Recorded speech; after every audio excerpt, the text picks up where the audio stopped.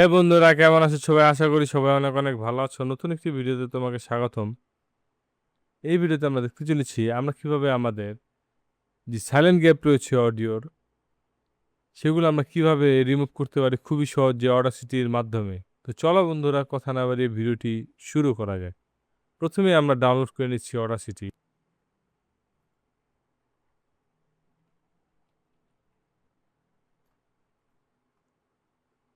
For Windows. আমি এখান থেকে 64 বিট ইনস্টলার এটা ডাউনলোড করে নিচ্ছি। তুমি সেটা জিবো ডাউনলোড করতে পারো।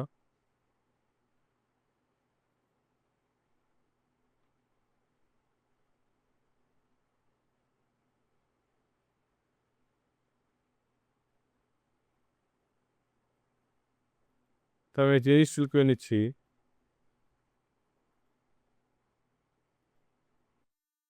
আমি আমার ব্রাউজারটি কেটে দিচ্ছি এবং এটি ইনস্টল করে নিচ্ছি এবং নেক্সটে প্রেস করছি।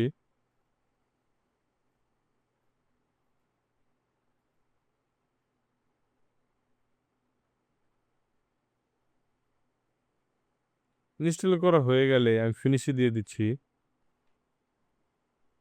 এবং এখান থেকে আমি একটি অডিও ড্র্যাগ করে দিচ্ছি